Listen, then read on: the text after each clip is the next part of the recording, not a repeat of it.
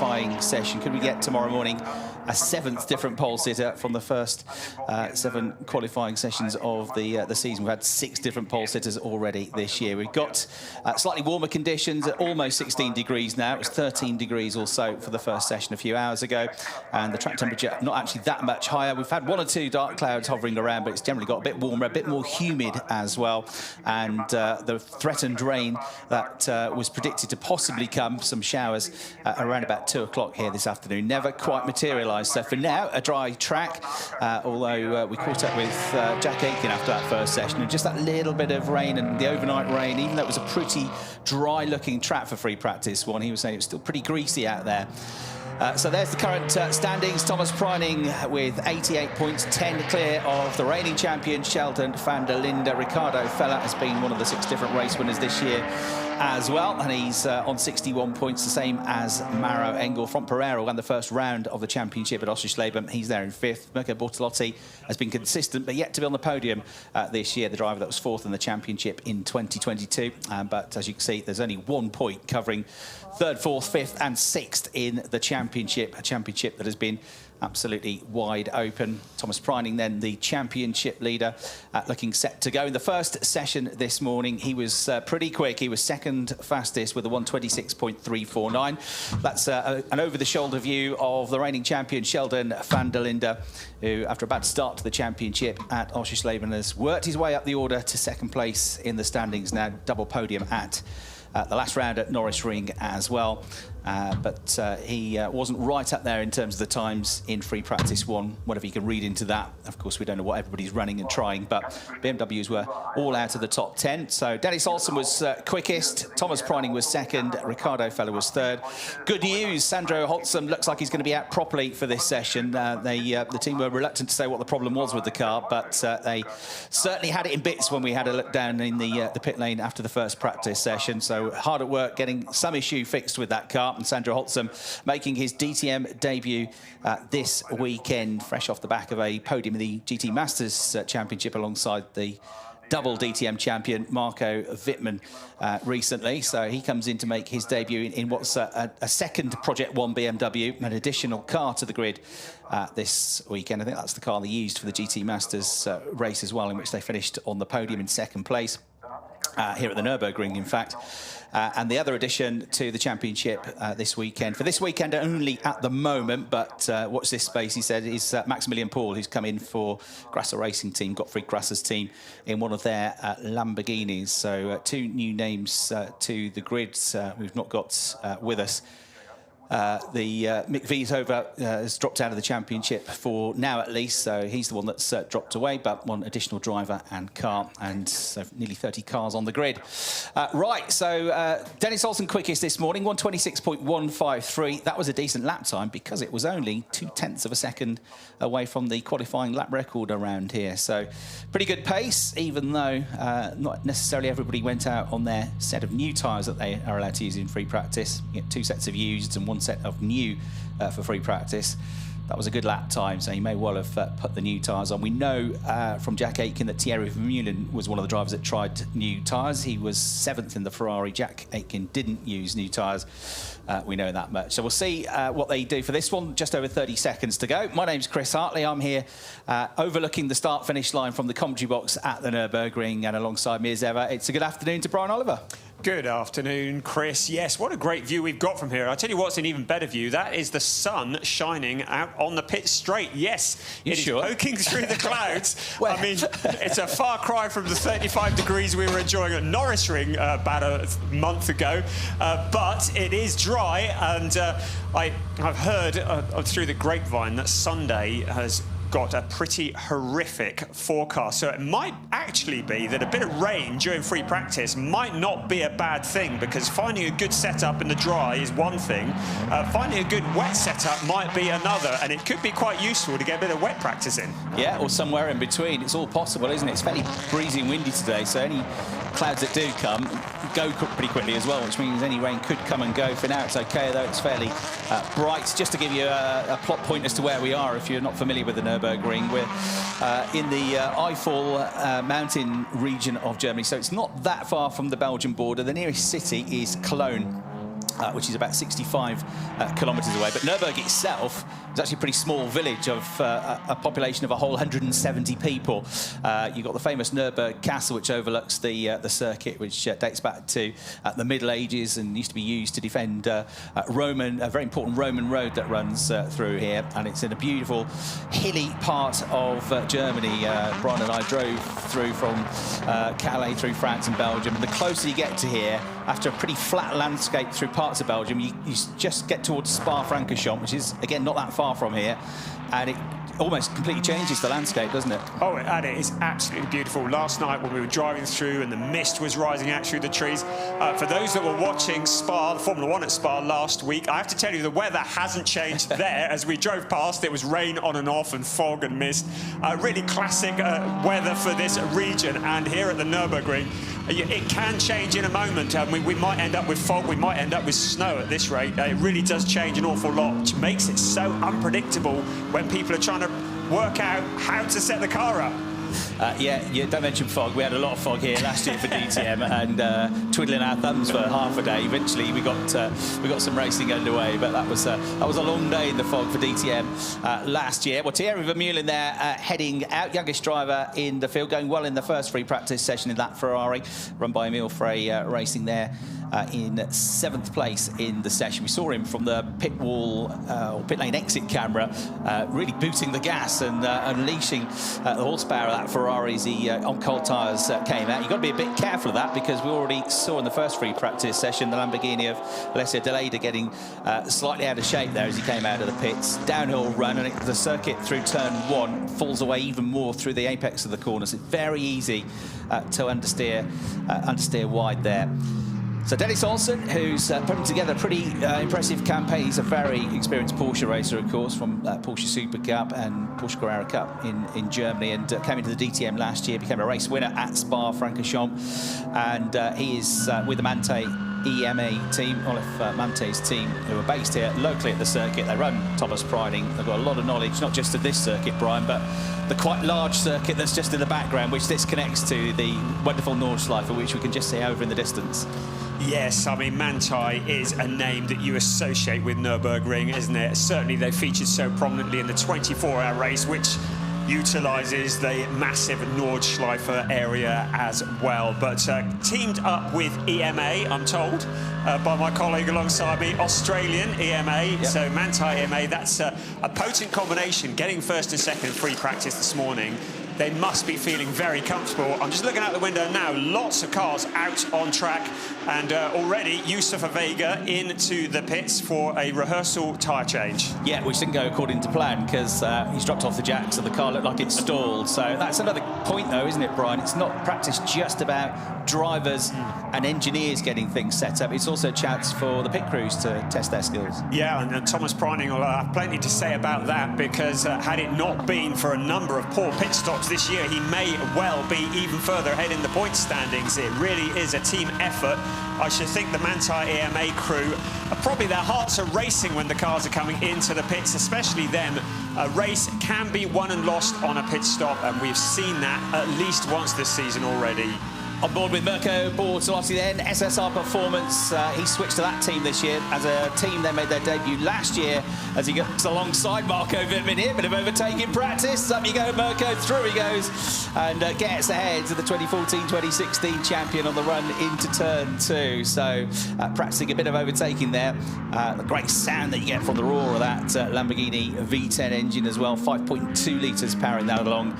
But Mirko there, what can he do here? It was a disappointing weekend, to say the least, for him at the Nürburgring last year, but he had plenty of pace here. He was on pole position, and he's chasing a first podium finish of the season here this 4th weekend of the year, halfway into the championship at the end of this. Get a replay of this on board with Mirko now, making his way over the curbs. Door opens up, then closes a bit. He sort of thinks about it. Is there a gap? Is there not a gap? Through he goes. Marco saw him coming at the last moment. You see the onboard looking out the side window there at the wing mirror, and through he went. That was fairly tight, actually, wasn't it? It was. The stewards are suddenly having to take a look at replays, and we haven't even got into qualifying yet. You can see Vega just weaving to warm his tyres up on the straight. He's done a few laps around here. Check out the DTM website. It's a great interview with Yusuf Vega. He gives some real insight into growing up in this area just down the road in Cologne and learning his skills on this track along with his two brothers and his very enthusiastic father, who very much, he's a doctor, who very much runs the operation. But Yusuf Vega, a very, very good pilot, very, very consistent, and he loves the Nürburgring. Yeah, he's a nice guy. Caught up with him at Zandvoort a couple of rounds ago, and he's really enjoying racing in this championship, and he's been very consistent, actually, hasn't he? He's picked up points quite often this year. He's 19th in the championship, but it's all super tight in terms of points. His best result so far is an 8th place finish in the second race at Oschersleben, but he was in the top 10 in one of the races at Zandvoort as well. So he's going well, and see if he, on a circuit he knows pretty well here at the Nürburgring, has an even better weekend. Tim Heinemann's gone second quickest. Kelvin van der Linde is quickest at the moment. As we mentioned in free practice one, this is the track where he last finished on the podium in DTM a year ago. So 127.673 for him, not as quick as we went earlier on. Then Tim Heinemann's just set a 127.832, 10th and a half slow. Ricardo Feller is up there again. Here he is on track in the Audi, 127.840. That's only 0.08 of a second slower than Heinemann. Thierry Vermeulen going well again in the Ferrari in 4th. Thomas Preining is 5th. And David Schumacher is in 6th place currently, although that's just changed because Bortolotti goes through into 4th position on his first proper lap of the session, and Feller goes to the top of the times with a 127.5. Luca Engstler's had a lap cancelled for exceeding track limits on turn 10. Deja vu, that's exactly what happened in the first session. He was a driver who put in a time that was 0.6 quicker than his nearest rival, down in the 125s. But it turned out he'd exceeded track limits in turn 10, so he's done it again. The stewards are going to be watching him there, but the question is, will anybody make it into the 125s in this session? I reckon as we get towards the end and drivers start to work on that qualifying setup, I reckon we might see some drivers legitimately into the 125s as the track kind of gets rubbered in and as they get up to speed and get towards the end of this session. That's what my money's on anyway. The qualifying lap record is a 125.945 set by Sheldon van der Linde in qualifying 2 last year. The race lap record set by Lucas Stoltz with a 126.9, but yeah, qualifying pace 125.9 last year, and as I say, we got to within 0.2 of that. We've been watching Christian Engelhardt. We've seen him go over the line and go to the top of the times with a 127.4. Ricardo Feller here with good work and good results in the past at the Nürburgring. Back in his Blancpain GT days, he was a class winner here. Thomas Preining is on the march as well. He's gone up to 2nd place, absolute best in the first 2 sectors. He's on for an improvement on this lap. So Preining, I think, is about to go to the top of the times. Probably going to be the first driver into the 126s. Through he goes, and it is just about in the 126s. 126.964. There he is on board now with the driver in his 2nd season of DTM. And remember, very much a championship contender going into that final weekend at Hockenheim last year. He was, in fact, the driver on form in terms of the points that he'd been picking up in the last 3 rounds going into that Hockenheim finale. But he got caught up in that huge accident that we had in the first race on the Saturday, and that was his car destroyed and his season ended prematurely. But he's very much come into this 2nd season with his eyes on the big trophy, hasn't he, Thomas Preining? Yes, he is the man. He appears to be on the crest of a wave at the moment, and as already mentioned, had it not been for issues earlier on in the season, would be leading the points by even more at the moment. It is just quite interesting how many of the drivers have been less than consistent, and it means that René Rast, despite having missed both of the races in Zandvoort, is still very much a championship contender coming into this weekend, because nobody has really hooked it up together and had consistent scores in every round. But the person who's got closest to that is Thomas Preining, and he is somebody who must be starting to think, yeah, I'm in with a shout in this championship. He's at the top of the timing sheets once again here, And the other man that I just mentioned, Rene Rast, currently second at 1:27.244, but that is not really a representative time at the moment. Expecting to see those times come tumbling as the session goes on, as the rubber is laid down and as they turn the wick up. Yeah, so nobody's won more than one race so far this season, and nobody's been on the podium more than 3 times this season out of the first 6 races. Thomas Preining is one of those drivers. He has a win, a second and a third. The other one is Sheldon van der Linde. He's had the same, a win, a second and a third, but a win and a third coming out last time at the Nürburgring to propel him to within 10 points of the championship lead. Right, there is Christian Engelhardt, who is what's quickest. He slipped to third now behind Preining and Rast. Riding the curbs here at the Vidal chicane through turns 9 and 10. Exit there. It's a slight uphill climb into the final right-hand turn at the end of the lap at the Coca-Cola curve. And we've had purple sectors being lit up on the screen by first Josef Awega, who's on a good lap here. Personal best in the second sector as well. He was absolute best in the first sector, but Preining has gone even quicker at the start of his next lap. So he's going to be the next one to watch. Here is Josef Awega then, his first DTM season, and about to get the BWT-backed Mercedes through to what looks like a very good lap time. Preining, though, he's on an absolute charge, isn't he? Absolute best in Sector 1, and he's repeated that in Sector 2 as well. So, Josef Awega about to improve his time. But it's Thomas Preining, who you ride on board with now, making his way out of the final turn, who is top of the times already, but about to go even quicker. He flashes past the commentary box. He goes over the line, 1:26.583, so 4 tenths quicker than his previous best to extend his advantage over Christian Engelhardt to more than half a second now. Once again, the Porsches looking very strong, as they have done it every round so far. 1, 2, 3 on the timing sheets at the moment, all Porsches, but Thomas Preining, of course, made the headlines at Nürburgring last time out. What some would say an audacious move on Rene Rast to take the lead of the race. I think Rene Rast had a different opinion to some about that, but that is what makes a champion, not scared to get the elbows out. He made the move, he made it stick, and it was thoroughly entertaining. Yeah, to get the race win, and yeah, Rene Rast was a bit grumpy about it afterwards, wasn't it?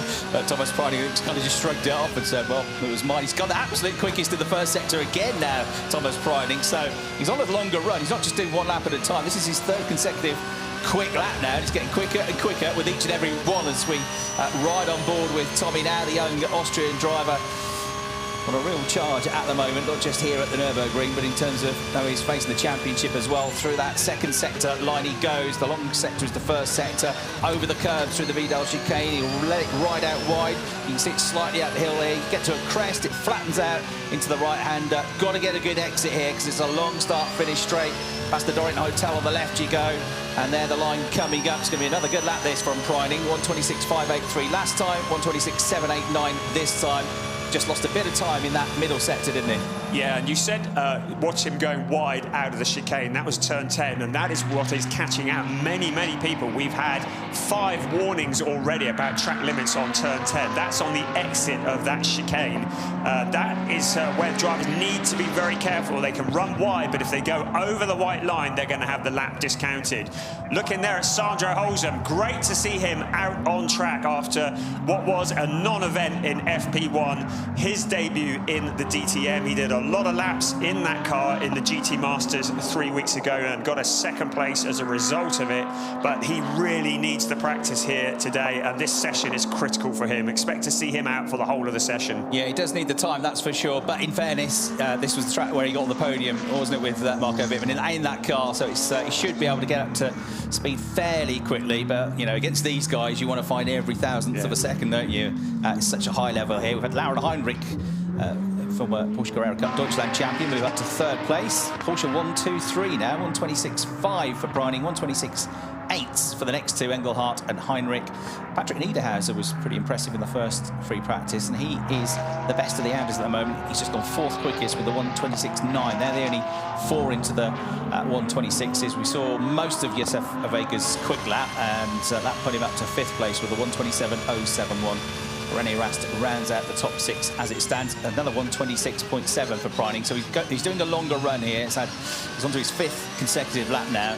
but they're all within 1 or 2 tenths of a second of each other, aren't they? It is phenomenal, isn't it, how close it is, and you can see why they are running wide on turn 10, because every last millimetre counts. Look at him soaring the wheel as we ride on board with him. You see how hard he's having to work. This is not just a casual Friday afternoon drive. This is trying to extract everything out of it. It's practice, it's set up, it's all the hard work, and races can be won or lost on the work that is done in FP1 and FP2 as we see yet another track limit infringement, this time for René Rast, once again at turn 10, that same corner that's catching people out. Lauren Heinrich second, Patrick Niederhauser third. We also have Jack Aitken up to fourth. He was actually up to third place. There goes Jack, who was on the podium in his DTM debut at Oschersleben. And there he comes past. Off you go, ta-da. So he flies past Jack Aitken. He's been busy doing commentary on Formula 1 back in the UK for a couple of the last Grand Prix in between DTM races. He missed the second weekend at Zandvoort because of his insert sports car commitments, but he has he's said that he's able to compete all the rest of the season in DTM now, so it's only that one that he's missing. And yeah, Jack was feeling, we spoke to him after free practice when he felt pretty confident that he'd be thereabouts this weekend after a disappointing Nürburgring. So fourth place for Jack there. He's the number 14 car. Was a reserve driver for a few seasons for the Renault Formula 1 team, then for Williams for a few years as well, and he was a Grand Prix starter as well, raced in 2020 in the Bahrain Grand Prix at Sakir for Williams. That was when George Russell, who was racing for Williams at the time, studying for an ill Lewis Hamilton, so a seat became available at Williams for that one weekend. Jack drove well and pretty much matched his teammate for pace in qualifying and finished the race in 16th place in a car, a Williams, which was certainly not as competitive back then as it is this season. So good from him, but he's concentrating now on his GT career. He was teammate to George Russell when they raced in GP3 as it was then, the forerunner to Formula 3. He rose as high as Formula 2. Was a race winner as well at the British Grand Prix at Silverstone a few years ago on the support package there, and actually used to kart race against George Russell as well. They both raced in the British Super 1 karting championships, and yeah, it was a long-standing friendship. Knows George very well indeed. So Jack Aitken, great to have him in the DTM this season, and you know him from the past couple of years racing GT Masters, don't you? Yeah, he was a great addition to the GT Masters, and there are many who have felt that he really didn't get the opportunities he deserved in Formula 1. He is a truly talented driver, as you say. Many of his compatriots have gone on to a career in Formula 1. He just didn't get the openings that he deserved. It's great to have him here in DTM, so Formula 1's loss is our gain, but he has no doubt had nights where he's laid in bed thinking about what might have been, and it was great when he did race that Williams at Bahrain. But he's here in the DTM, he's doing some wonderful other things as well, and he really is a welcome addition to the grid. Apart from being a thoroughly nice chap, he's a very, very quick racer, and really knows how to hustle that Ferrari. Yeah, and we had Lauren Heinrich improving his time overall to a 1:26.535, so he's just snuck ahead of Thomas Preining in this second free practice session, only by 48 thousandths of a second though. Patrick Niederhauser is third in the Audi, the Tepto Audi. Then Jack Aitken fourth in the Ferrari. Christian Engelhardt and Ayenjan Guven are fifth and sixth now, both in Porsches. From Pereira has just improved to be the best Lamborghini currently, into the top 7, into the top 3. He's gone third quickest with that lap. You're watching from Pereira now, the French driver, with a 1:26.630, so only 95 thousandths of a second between the top 3 now. These are the sorts of tiny gaps I think we're probably going to see in qualifying tomorrow. Yes, and it was Frank Pereira who got together with Luca Engstler in FP2 at Nürburgring when we last were with the DTM, and Luca Engstler had a very long brake pedal and went into Frank Pereira and took him out and caused all sorts of problems for the car. He actually, Luca was so sorry, he actually went and bought a case of beers for the SSR team.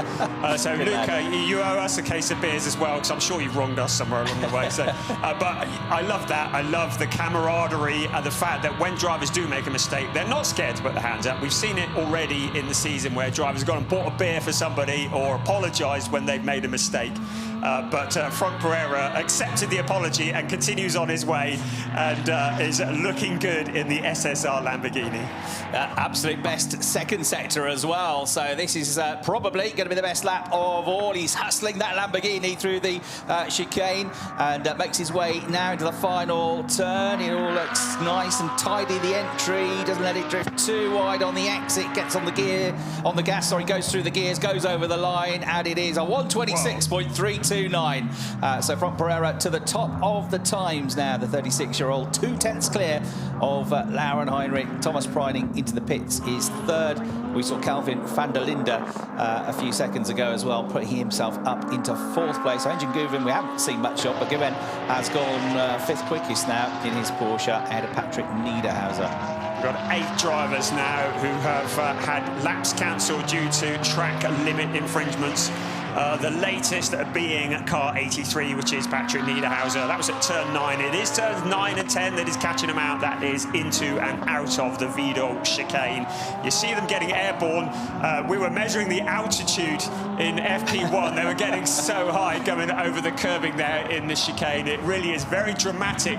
If I wasn't talking about it, I'd probably go and stand somewhere near the chicane to watch, because I reckon it's spectacular in real life.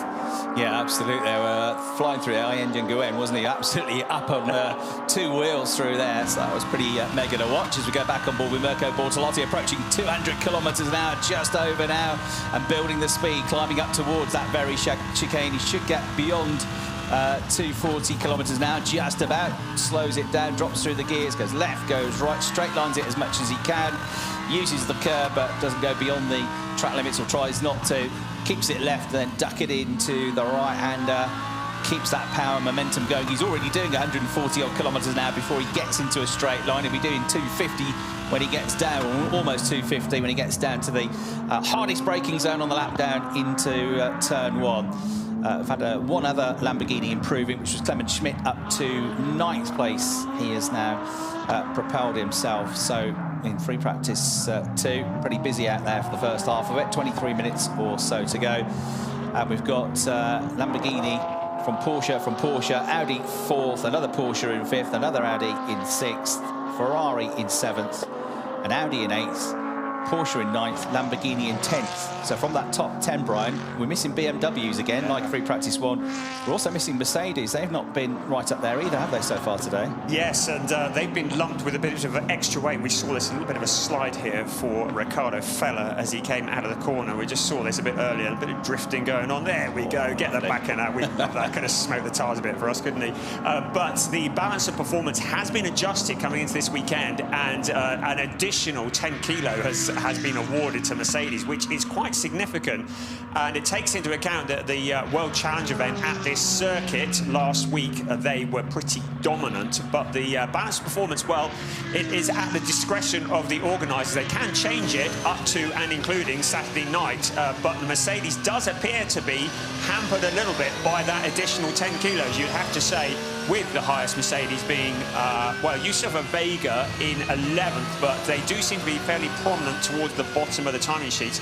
Mauro Engel, he's in 27th at the moment, but having said that, he's only managed a handful of laps, and he is back in the pits at the moment, so I'm wondering if there's some issues with that particular car. Yeah, Mauro was only 17th in the first practice session as well, so I haven't seen a great deal from Mauro as yet in terms of outright pace. There goes Thomas Preining. That's how they take the cars over the curbs here. They put them strong, don't they, at Porsche? Test the suspension. Oh, give them to a DTM driver, that'll test it. Here he comes again, over the line, 1:27.4 on that lap, so it feels like we're into sort of more long-run type pace for drivers now. The quickest one out on track, currently out on track, is, I think, Frank Pereira. He's the only one that's lapping in the 1:26s at the moment, with the 1:26.6 last time around, 3/10 off his best and the best lap of the session. To take it back, because Kelvin van der Linde is just in the 1:26.5 and actually popped himself up into 3rd place. He's got about half of them in the pits at the moment, including Sandro Olsen. So Olsen has done 8 laps now, but he's been out at least. He, of course, now becomes the youngest driver in the field. He's only 19, so Thierry Vermeulen is no longer... He's a veteran now. He's 20 years of age. Oh, he's past it. Yeah, he's the old man of the series now. Don't say that to Frank Pereira. Don't say it to me. It's a good mix, isn't it, this year at DTM? You've got these young upcoming drivers who've built lots, like Thomas Preining, who've built experience in various championship, GT Masters, Porsche Carrera Cup, Deutschland, and Porsche Super Cup in his case.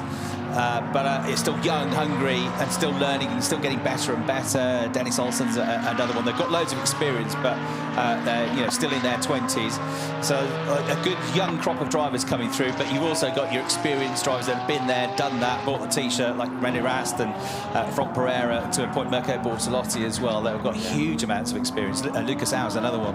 And unlike some other categories, drivers don't seem to grow out of it quite so quickly. Franck Pereira, who is the oldest man in the field, but he currently leads the timing sheets, and he is a race winner this year in the DTM. And it's great to see some of the old guard, but don't you just love the young chargers that are coming through and kind of shaking the establishment a bit as well.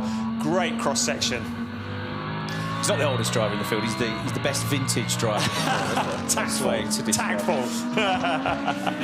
Yeah, well, there's a couple of drivers out there. He's probably thinking, blimey, when I started racing, you wouldn't even have thought. Yeah, yes. Well, on board with Kelvin van der Linde. He's due a good weekend, isn't he? He's due not just one good race. He's had some good races this year. I mean, I know as a racing driver, somebody came very close to winning the championship in 2021. You're never going to be that happy with a 5th or 6th place finish, and he's had a couple of those, or 3 of those this year.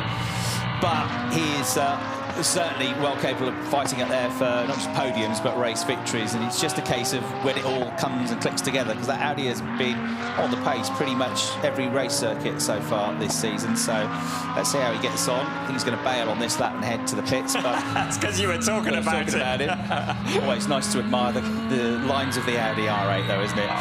But AB Sportsline, incredibly accomplished team as well, of course. Yeah.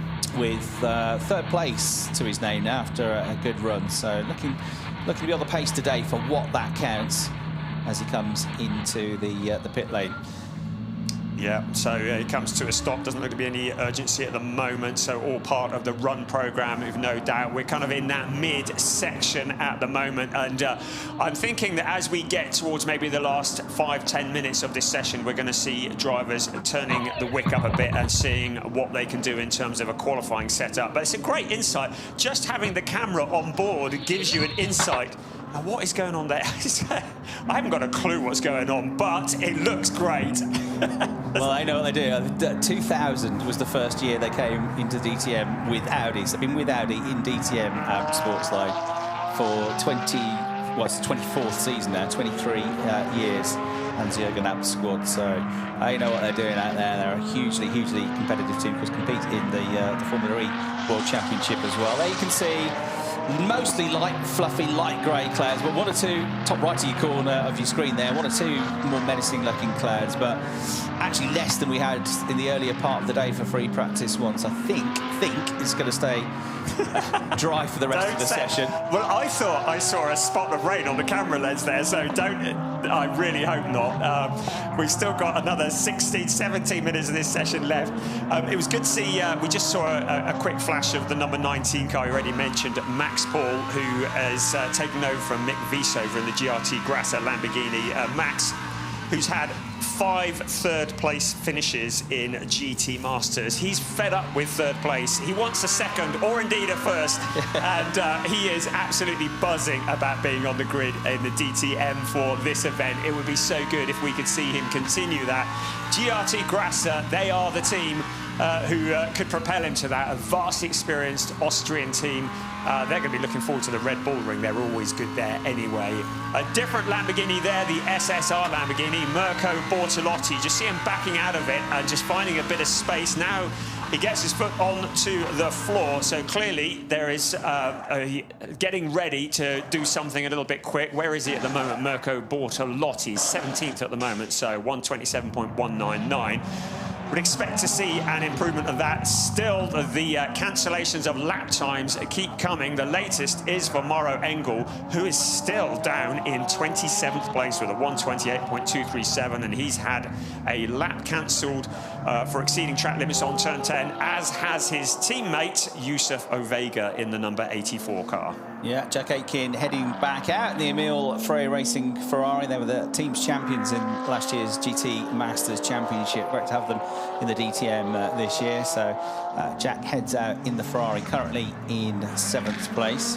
His dad's here watching this weekend as well. Wrestled himself away from the golf because he's a massive golf fan and player, his dad.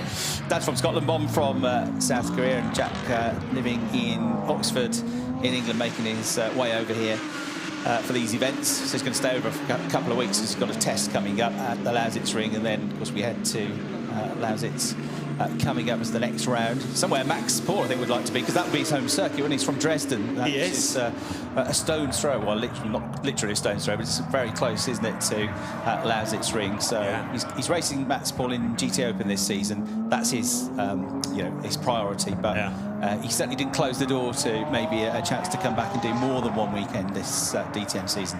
No, and we saw him 3 weeks ago in the GT Masters making a guest appearance with Simon Conoprim. Was looking very dialed in. That was in the older spec Lamborghini Huracan as well, and I think he would dearly love. He had a bit of a glint in his eye when he was talking about Lausitz-Ring a little bit earlier today, so I would not be surprised if we see him there as well. But time will tell on that front. But yeah. He's going to be, well, he would just dearly love to do a full season in this, but it's lots of negotiations, budgets, and all the rest of it that have to be taken into account with these things. Already, people talking about next year, and of course, we have just had next year's calendar released, haven't we? So the DTM, the ADAC and DTM have released next year's calendar just while free practice 1 was on, I think, and some interesting dates and venues for next year. Absolutely right. Yeah, you can check it out on the DTM website and also the DTM social media accounts. But dates out. I'm going to start the season in Oschersleben. 8 rounds at the moment, but potential for a 9th around an overseas non-German round to be added to the calendar, we're told. The DTM announced as well. René Rast then out on track, 3-time champion, 25-time race winner, and now for this season a BMW driver after spending his whole career as an Audi driver, and he's another driver that missed around for other commitments, in his case Formula E. Formula E season now over. With Jack Dennis having won the championship title this year, and René committing to the rest of the DTM season. He's the best BMW in this free practice session currently with a 126.8. And he had a good weekend at the Nürburgring, didn't he? He didn't get the win that he would have dearly loved, but he's the one that walked away with 2 second-place finishes, apart from Sheldon van der Linde picking up the most points that weekend. Yeah, absolutely. And Nürburgring, which was such a challenge for so many people, but especially so for him, he really felt as though he should have won that second race. But, I mean, 2 second places, that is a good points haul, and it has propelled him right back into the championship hunt. We were kind of saying, well, if he's missing Zandvoort, that's him out of the championship. Well, you discount René Rast at your peril, don't you? Because there is no holding this man back, and he's probably thinking, well, where would I be in the championship if I had done both the races in Zandvoort? Ifs, whats, maybes, and all the rest of it. That BMW is looking mighty in his hand. Of course, we've spent many, many years being used to him driving an Audi, and it's taken him a while to get used to driving an all-different machine, the front-engined BMW rather than the mid-engined Audi. But he has taken to it. He's taken a while. He only sat in that BMW for the first time on the 11th of April, to give you something very precisely. He says it's a completely different style, but he's reunited with Florian Rinks, his race engineer, and the 2 of them have worked together, and they are up to speed in that car and looking like challengers for wins in every race now. That's right, yeah, work together at Audi, at those 2. But it doesn't take long for René to get used to driving anything, whether it's an LMP car, a hypercar, a GT car, a Porsche, with all his success, of course, in Porsche Carrera Cup racing and his multiple championship titles there. He could probably drive a wheelbarrow, to be fair, and make it look quick. So René Rast, yeah, up to 7th place in the championship, despite only doing 4 of the 6 races. And of course, one of the races at Oschersleben, he was minus a wheel, wasn't he? Yes. All go quite well, and after some contact, he had a wheel come off the car with suspension shear. It was a bit wide, and Ragged there from the Lamborghini, pushing out, coming out of the chicane, but just about keeps it on the road here, Mirko Bortolotti. But he's pressing on the Italian here, isn't he? You can see from the body language of the car as he comes out of the last turn and heads over the line. He's dropped down the overall order now to 17th, but then with that lap, which you can tell he's pushing on a bit, he gets himself back into second place. So from 17th to second, 126.412. That's only 83 thousandths of a second away from fellow Lamborghini performer and SSR driver from Pereira. So 1-2 now for the Lamborghinis, whereas at the first part of the session it was Porsche's on top, wasn't it? Yes, it just goes to show you can't read too much into free practice. I keep looking at the timing screen because Bortolotti was very close to track limits when he exited that corner, and I'm like, is that lap going to count? There's nothing flashed up at the moment, so it looks like he might well keep that lap. But Lamborghini's looking strong. We mentioned this earlier in the FP1 that they were really struggling, but Mirko was struggling with something on that Lamborghini at Oschersleben and Zandvoort, and they were working hard to try and find out what it was. They're not saying what the problem was, but they have found something, and that is proven by the fact that he's been looking very quick. He was looking great at Nürburgring despite the aforementioned controversy, and he's looking good here in both FP1 and FP2. Yeah, absolute best for Mirko in the first sector as well. A personal best in the second sector. He's not quite as quick as from Pereira through that second sector, but he was only 68 thousandths of a second behind him. So overall, he's slightly up through the first two-thirds of the lap. It's a bit less ragged through the final two corners as well this time. Bortolotti could be even quicker on this lap, and he is 125.977 seconds. First driver into the 125.9s in this session. So 125.977. Not quite there for the lap record. No, not quite. That's what, 300? Yeah, 10th and a half quicker than the free practice one time this morning. And yeah, 125.945 is the lap record. So it wouldn't have counted anyway because it's a practice session, but it's good to know, isn't it? How quick the pace is likely to be if we get these conditions or similar conditions for qualifying.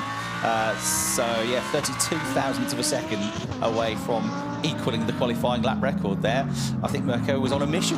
Yes, he was. And if this is an indication, then I should think in quali tomorrow we might see 125.5s. Despite my doom-mongering earlier, the sun is now shining on the pit straight. Of course, if we get rain overnight, it may well wash rubber off the track. So qualifying is quite early tomorrow. It is at 9:35. So there won't have been much that have been running on the track. But if it stays dry overnight, it might be a very rapid qualifying session tomorrow morning. But lots of ifs and buts. It's going to be very exciting to see what happens. But you get a feeling that our pole time is going to be well into the 125s. Absolutely, got a chance, hasn't he? Here's Lucas Stoltz, and he got his maiden DTM victory here at the Nürburgring last year. He's one of only 4 drivers in the current field that have been race winners here in DTM at this track. So he won last year. Of course, René Rast, who's won pretty much everywhere, has been a winner. Well, his last win coming here in 2019, René Rast. He won 2 races in 2018 as well. Marco Wittmann and Lucas Auer are the other drivers that have won here in the past. So Bortolotti into the pits now after that mega lap, 125.977, 3.5 tenths quicker than from Pereira. You got to sense he probably had the new tyres on for that run, Mirko. That was quite a good lap. That felt like a qualifying type run, didn't it? Because it was 1 lap and good. Back he came. Again, though, nobody's got the perfect lap yet, if there is such a thing. Bortolotti is quickest in the first sector, which is kind of almost half the lap, that first sector. And then Pereira and Preining, respectively, are quickest in sectors 2 and 3. Yeah, interesting, different drivers for each of those, and indeed 2 different brands of car as well. That's how evenly matched it is. We are into the last 7 minutes, and suddenly the track is looking very busy. We've got all bar 5 cars out on track. So I think we're going to see the times potentially start to come tumbling now. It looks as though Mauro Engel's car is in the garage at the moment, so clearly all is not well. He's currently loitering in 28th out of 28 cars on the timing screens. So all is not well with the yellow Mamba. Hope we're going to see something of him, but currently at the moment they've got the car back in the garage. Yeah, he's only done 4 laps in this session. We've had a few others that haven't done a load of laps. Sorry, he's done 7 laps. Yeah.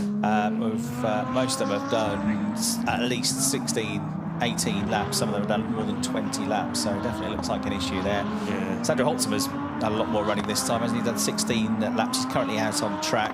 Best time of 1:28.030. Here's Lucas Au. I haven't seen much of Lucas so far today.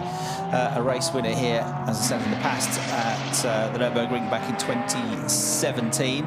Great to have him back, last year's championship runner-up, and he's just moved up the Austrian into 15th place. We've got Lukas Stolz who improved. We watched his lap, putting himself, he's on screen again at the moment in the yellow Mercedes. He's gone into 8th place with that previous lap. I think this one's going to be as quick. No, it's a slower lap, this one. So he's the best of the Mercedes, the only one of the top 10. Then you've got Lucas Au, 15th, Christopher Vega, 16th, David Schumacher in 17th place as the next best Mercedes. And Maro Engel has barely done any running, and Arjun Maini has been in and out as well. Arjun's had a tough season this year, hasn't he? He got on the podium, first ever Indian driver to compete in DTM, got on the podium in his first season in 2021. He moved to the HRT squad, another local team here, team founded by Hubert Haupt, and he came into that team last year. Didn't get the podium last year, but got a couple of 4th place finishes and some good results. But results have been hard to come by so far this season for Arjun, that very distinctive dark blue and yellow livery. So he's, at the moment, like most of the Mercedes drivers, struggling a little bit for pace. He's back there in 24th position. As Lucas Au, though, has found something. He's gone 3rd quickest.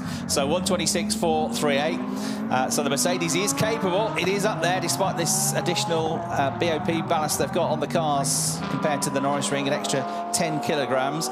Lucas Au shows what he's made of. 3rd place, 1:26.438. So that's now 2 Mercedes in the top 10 with Lucas Stolz in 9th position.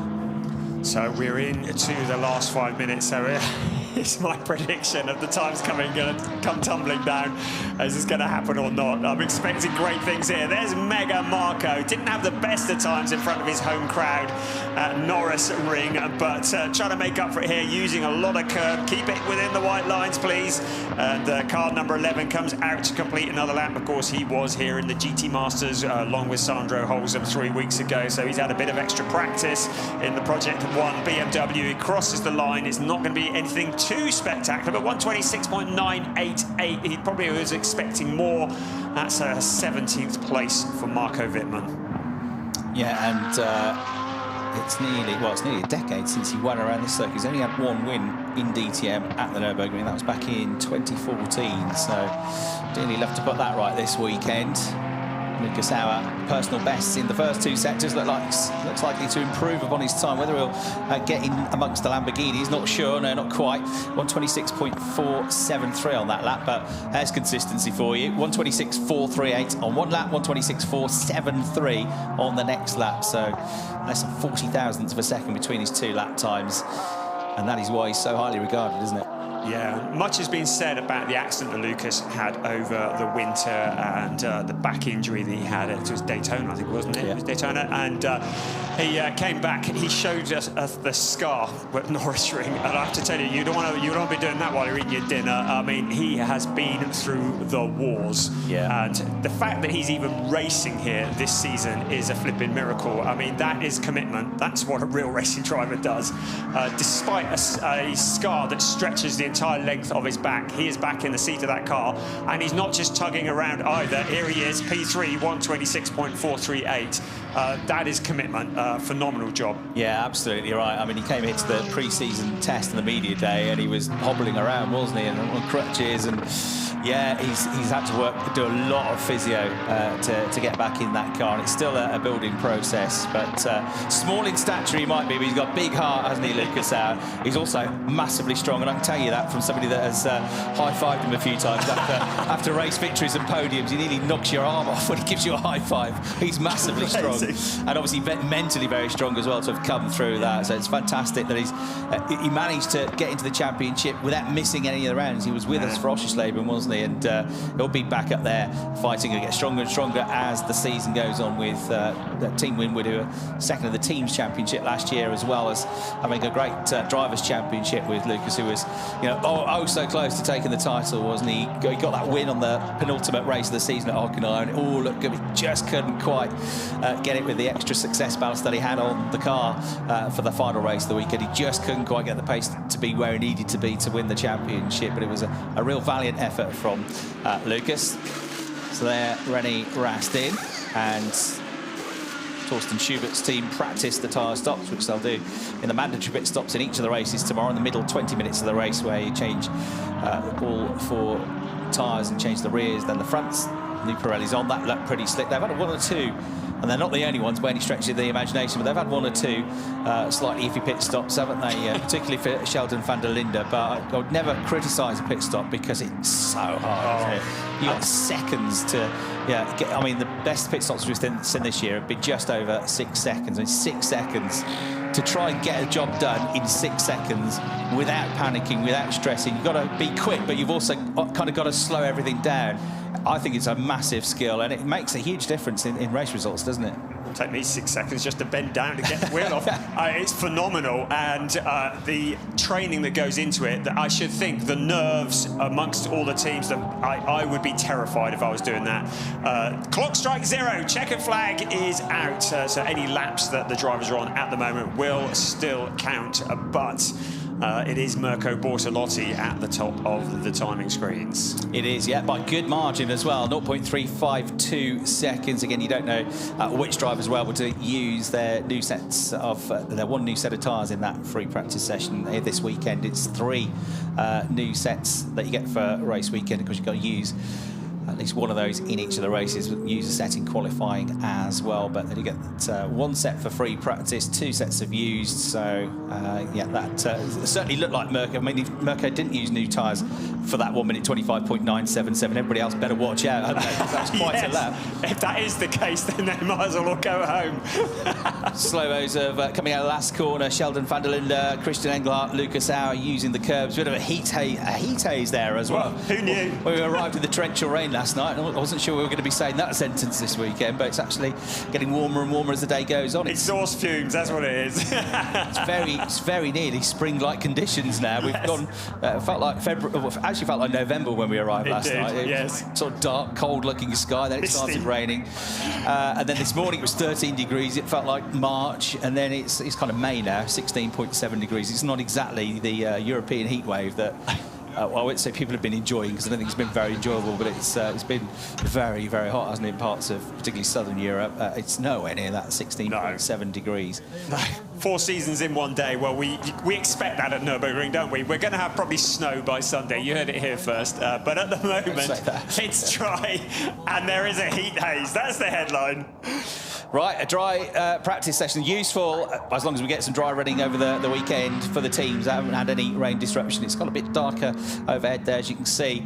But Mirko Bortolotti with the best lap of the day, 1 minute 25.977. Lucas Auer made his way up to second on the very last lap of the session as well, with a 126.320, just ahead of Franck Pereira. Lauren Heinrich in 4th. Kelvin van der Linde looks pretty good today in 5th place. Thomas Preining second in session 1, 6th in this one for the championship leader. Eindjen Guven up there again in the top 10. He was 7th. David Schumacher went well. 8th. Patrick Niederhauser 9th. Lucas Stoltz in 10th place. Jack Aitken in 11th in the Ferrari. Yusufa Vega, René Rast, Christian Engelhardt and Ricardo Feller all in the top 15. Clement Schmidt was 16th ahead of Vermeulen. Sheldon van der Linde in 18th. Marco Wittmann and Tim Heinemann were in the top 20. Maro Engel looked like he had an issue, didn't do many laps, so they'll have to work to get that car set for qualifying tomorrow, which is due to get underway at 9:35 local time, and we'll be here to talk you through that around about 5 minutes beforehand. From Brian Oliver and me, Chris Hartley, thanks for watching. We'll see you all again tomorrow.